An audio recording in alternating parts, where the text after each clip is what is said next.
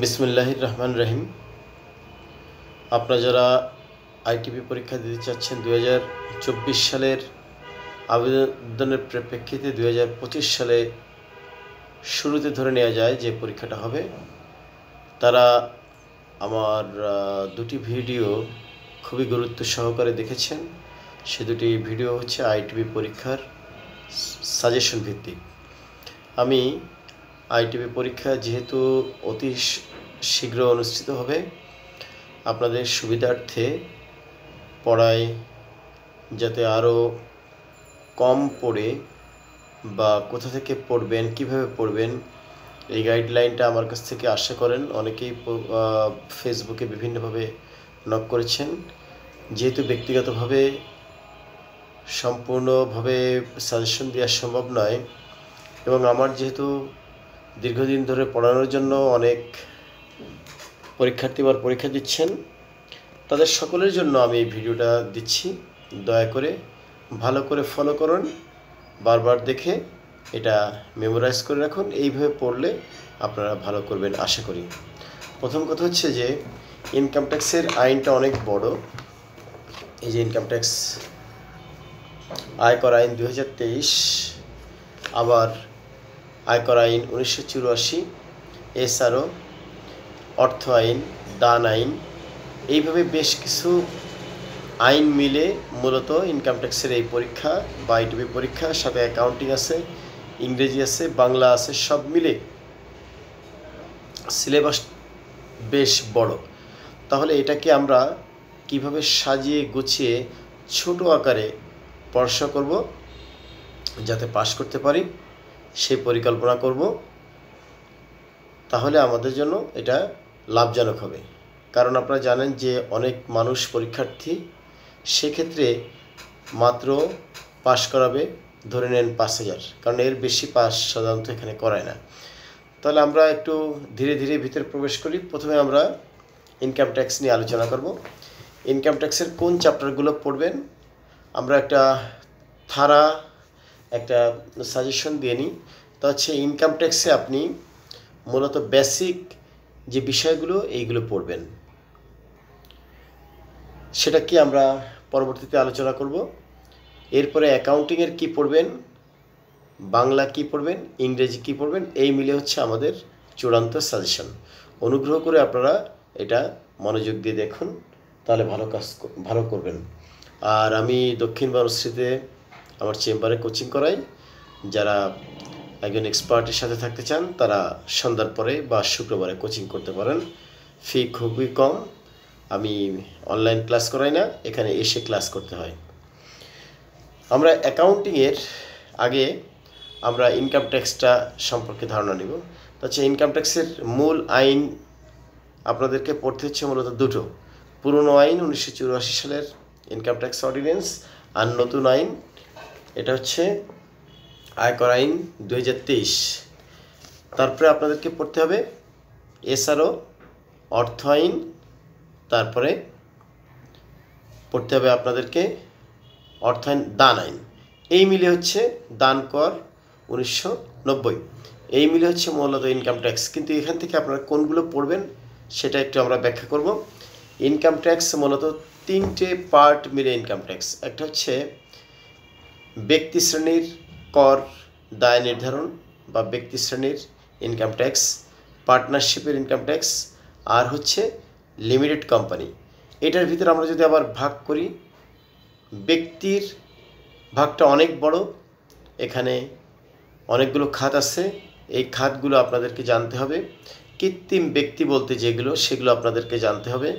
আপনাদেরকে জানতে হবে লিমিটেড কোম্পানি কি, পাবলিক লিমিটেড, প্রাইভেট লিমিটেড, একক মালিকানা কোম্পানি, এগুলো কিন্তু আপনাদেরকে জানতে হবে, বেসিক জিনিসগুলো। এখান থেকে আপনারা যেটা করবেন তা হচ্ছে একেবারে মৌলিক যে বিষয়গুলো এইগুলো পড়বেন।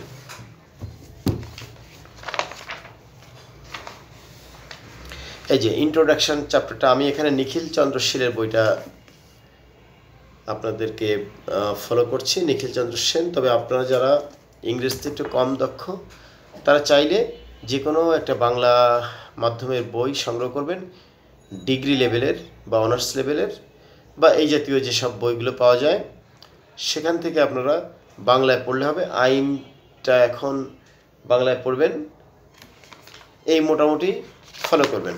তাহলে আমরা চলে আসলাম নিখিলচন্দ্র শীলের চ্যাপ্টার ওয়াইজ। এখানে আপনারা ইন্ট্রোডাকশন চ্যাপ্টার বা সূচনা পর্বে কি পড়বেন? বেসিক জিনিসগুলো পড়বেন। বেসিক জিনিস কি?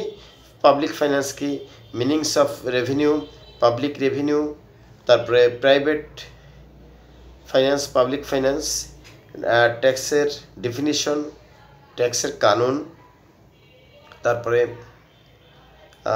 ট্যাক্সের impact, incidence, effect of tax, business taxation, tax structure in Bangladesh, ranking of Bangladesh among 190 countries in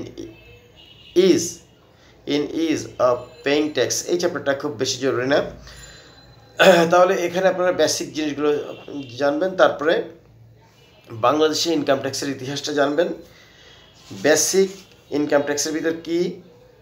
income year, assessment year, definition of SSC, computation of total income, charge of income tax, definition and basic principal, surcharge, additional tax, charge in additional amount. এই চ্যাপ্টারগুলো আপনাকে পড়তে হবে। হ্যাঁ, এইভাবে এখানে অনেকগুলো chapter আছে, সেই চ্যাপ্টারগুলো আপনারা পড়বেন। আমি একটু আলোচনা করি, না হলে আপনারা জিনিসটা বুঝতে পারবেন না। হ্যাঁ, charge of minimum tax, charge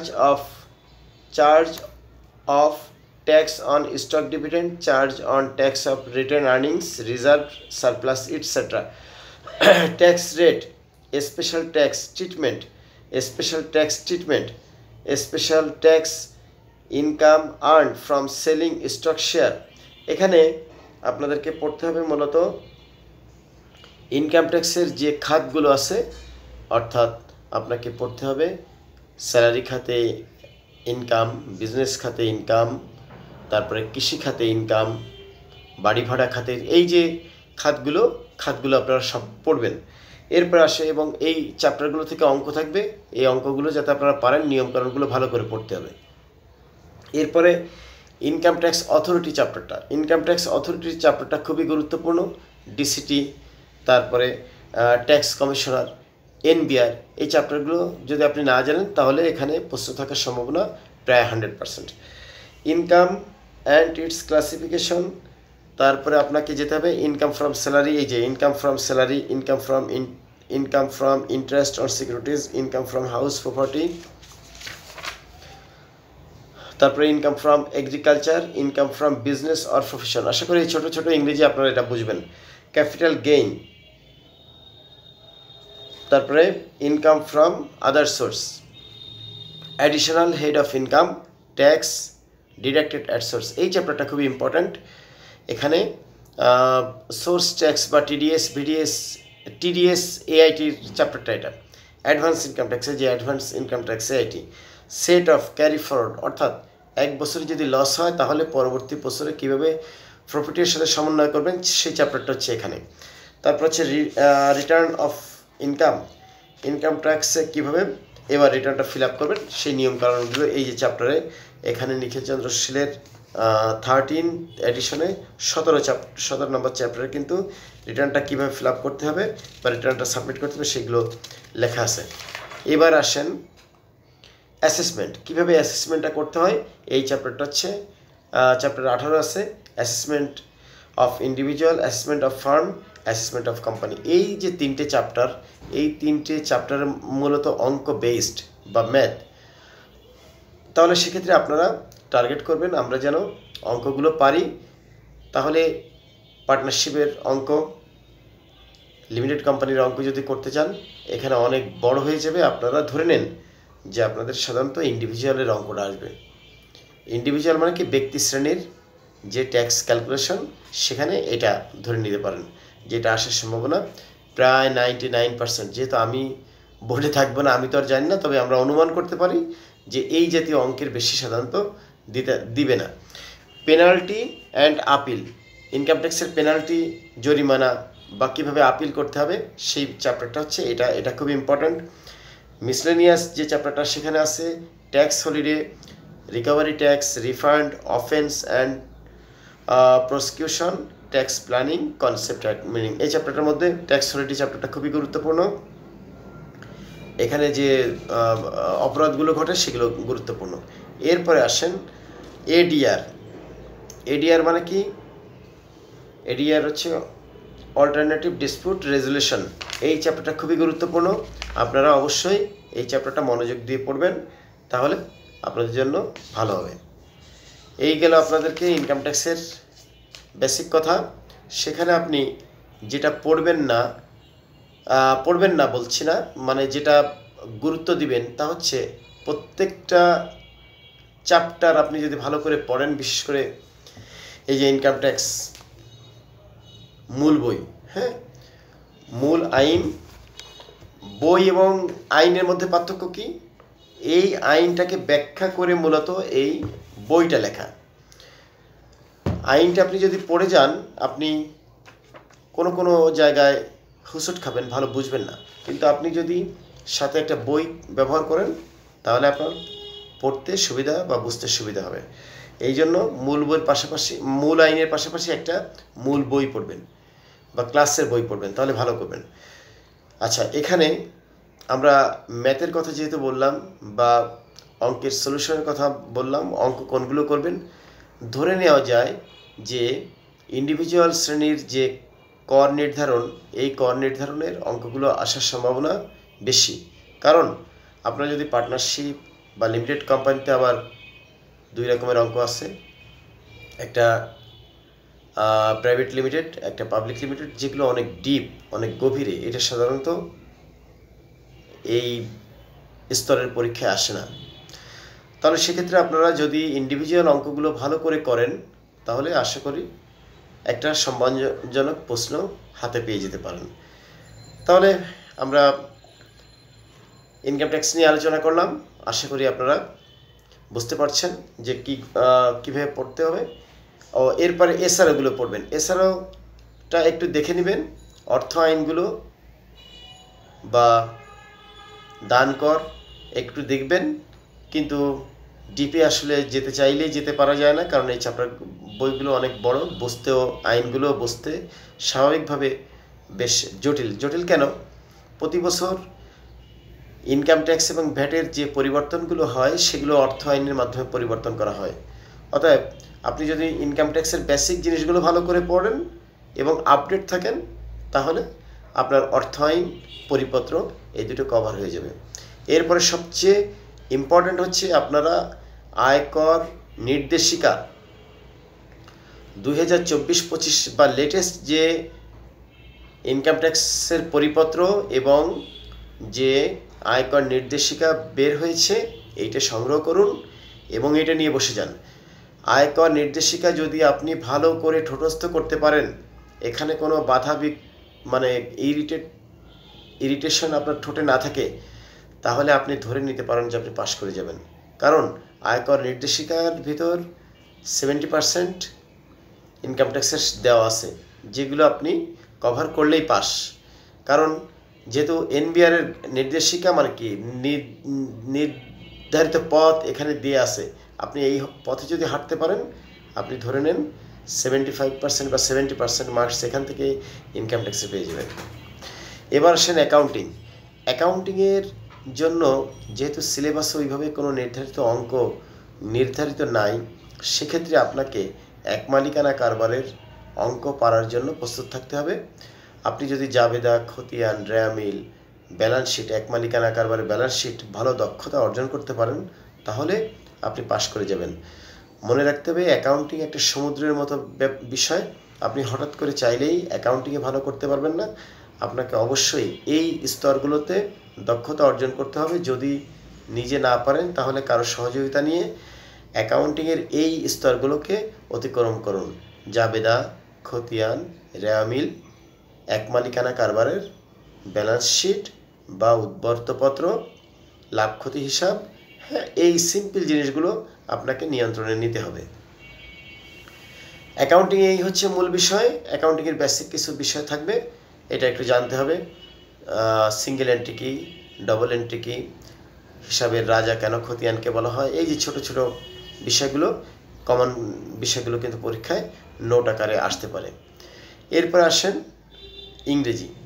ইংরেজিতে আপনি কি পড়বেন? ইংরেজি আসলে আপনাকে দেখবে যে আপনি ইংরেজিতে সাধারণ বেসিক কমন যে জিনিসগুলো আপনি পারেন কিনা।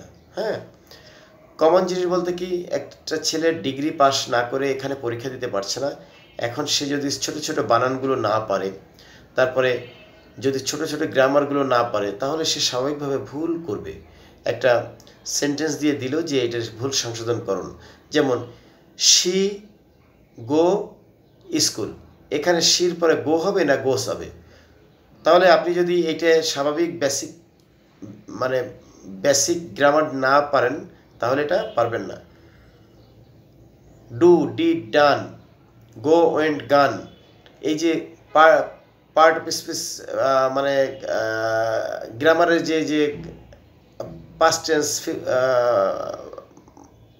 প্রেজেন্ট, পাস্ট পার্টিসিপেল, এই যে সিম্পল যে বিষয়গুলো, এগুলো যদি আপনি নাম পারেন, তাহলে আপনি তো ডিগ্রি পাস করেননি, আপনি এগুলো অতিক্রম করেই ডিগ্রি পাস করছেন। যদি নকল করে পাস না করেন, তাহলে এই স্বাভাবিক জিনিসগুলো আপনি পারবেন। তো ওরা দেখতে চায় যে আপনি আসলে ডিগ্রি পাসের মান আপনার ভিতরে আছে কিনা। আপনার এইভাবে ছোট ছোট গ্রামার আসবে ভুল সংশোধন, আসবে ভোকাবুলারি, আসবে অ্যান্টোনিম, সাইনোনিম। এই স্তরের পরে আরেকটা বিষয় আসতে পারে, তা হচ্ছে আপনাকে একটা প্যারাগ্রাফ লিখে দিল, একটা প্যারা দিল, এই প্যারাটা দিয়ে আপনাকে বলল যে এটার ট্রান্সলেশন করো। তার মানে আপনি ইংরেজিতে কতটুকু দক্ষতা আপনার ভিতরে আছে এটা বেরিয়ে আসবে। এখানে আরেকটা বিষয় থাকতে পারে, তা হচ্ছে এনবিআর মানে ডিসিটি বরাবর একটা ড্রাফট করুন বা আবেদন করুন, এই রকমের একটা বিষয় সাধারণত পরীক্ষায় আসে। তা সেক্ষেত্রে ডেপুটি কমিশনার অফ ট্যাক্সেস হচ্ছেন ইনকাম ট্যাক্সের সর্বনিম্ন অফিস। সেইভাবে আপনাকে জানতে হবে যে টু, তারপরে মানে বরাবর, তারপরে হচ্ছে কি যার বরাবর আবেদন করবেন, তারপরে ডেপুটি কমিশনার অফ ট্যাক্সেস, সবসময় যেহেতু সর্বনিম্ন অফিস হচ্ছে ডেপুটি কমিশনার অফ ট্যাক্সেস, তারপর হচ্ছে সার্কেল, জোন, এটা লেখার পর সাবজেক্ট লিখবেন যে বিষয়টা ওখানে থাকবে, তারপর ডিয়ার স্যার লিখে আপনার টিন নাম্বার লিখবেন, আপনি কোন জোন সার্কেলে লিখবেন, লিখে আপনি বডিটা লিখবেন, তারপরে I therefore pray and hope that you would be, এই ড্যাশ ড্যাশ দিয়ে আপনি এই যে এক লাইনের কমন জিনিস লিখে আপনি এটা শেষ করে দেবেন আপনার নাম করদাতে লিখে। এই সিম্পল জিনিস যদি আপনি না পারেন, তাহলে বোঝা যাবে যে আপনি আসলে কোনোদিন একটা ড্রাফটিং করেননি, অতএব আপনাকে জিরো করে দেবে। এবার একইভাবে আপনি আসেন বাংলায় আপনি ইংরেজির ঠিক অপর পাশ চিন্তা করতে পারেন, যেভাবে ইংরেজিতে আসবে বাংলাটাও ওই রকমের আসবে। কিছু ভুল সংশোধন দিবে বাংলা, যেমন ভুল লিখিতে ভুল করিও না। অধিকাংশ মানুষ ভুল লিখতে যেয়ে ভুল করবে, কারণ ভয় দীর্ঘ দিয়ে দিলে মনে করবে যে ভয় দীর্ঘই, মানে ভয় রস্যু দিয়ে থাকলে লিখবে ভয় রস্যুল। তারপর নত্য বিধান, সত্য বিধান, এইগুলো আসার সম্ভাবনা 100%। আপনি যদি প্রত্যয়, কারক, তারপরে সমাস, এগুলো নিয়ে চিন্তা করেন, এগুলো দেখা গেল যে পরীক্ষা আসবে না। কয়েকটা সাধুচলিত ভাষার মিশ্রণ দিতে পারে, দু একটা ভাব সম্প্রসারণের বিষয় দিতে পারে, বা এক কথায় প্রকাশ করতে পারে। এই ছোট ছোট জিনিস দিয়ে একটা 5 মার্কস দিয়ে দিল। এর চেয়ে বেশি বাংলায় কঠিন কিছু আসবে না। অতএব বাংলা নিয়ে খুব বেশি টেনশন নেই, আপনি বাংলায় পারেন কিনা এইটি দেখাটাই মূলত পরীক্ষার উদ্দেশ্য।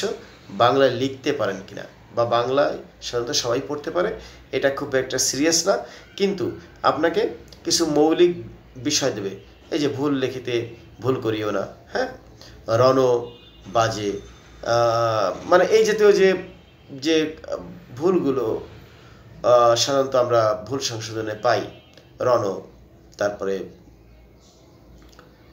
হতে পারে বর্ষা, মূর্ধন্য হবে না দন্ত হবে, তারপরে আপনার আসতে পারে হচ্ছে যে আশীর্বাদ।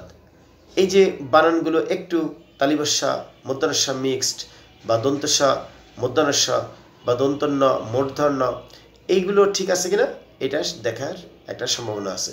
ছোট ছোট কিছু শব্দ দিয়ে বলতে পারে যে এটার বিপরীত শব্দ কি বা প্রতিশব্দ কি। তাহলে এই হচ্ছে বাংলা। কিন্তু এখানে বাংলায় আরেকটা বিষয় থাকবে, মনে রাখতে হবে যে ওই যে ডেপুটি কমিশনার অফ ট্যাক্সেস বরাবর একটা আবেদন করলেন, একইভাবে এখানেও একটা ডেপুটি কমিশনার অফ ট্যাক্সেস বরাবর একটা আবেদন লেখার একটা আবেদন লিখতে বলতে পারে। সেক্ষেত্রে আপনাকে এটা ওই একই ফরম্যাট অনুযায়ী আপনি বাংলায় ট্রান্সলেশন করে দেবেন, তাহলে হয়ে গেল আপনার বাংলা ড্রাফটিং বা আবেদন। কিন্তু আরেকটা জিনিস সেখানে থাকবে, তা হচ্ছে একটা ইংরেজি গ্রামার প্যারাগ্রাফ দিয়ে আপনাকে বললো যে এটা বাংলা ট্রান্সলেশন করো, অথবা একটা ইংরেজি বাংলা দিয়ে বললো যে এটাকে ইংরেজিতে ট্রান্সলেশন করো। তাহলে একই কথা হলো যে আপনি ইংরেজিতে ভালো দক্ষ হলে বাংলায় লিখতে পারবেন, বাংলায় দক্ষ হলে ইংরেজিতে লিখতে পারবেন। এটা খুবই সিম্পল জিনিস, খুব বেশি কঠিন কিছু না। তাহলে আপনাদের জন্য রইল দোয়া, আপনারা ভালো করুন। এটাই সম্ভবত আমার আইটিপির জন্য আপনাদের গাইডলাইন হিসেবে, সাজেশন হিসেবে শেষ ভিডিও। আশা করছি আপনারা ভালো করবেন, আপনাদের জন্য রইল শুভকামনা। ধন্যবাদ। আর অ্যাকাউন্টিংয়ের যদি আপনারা কোচিং করতে চান এবং এই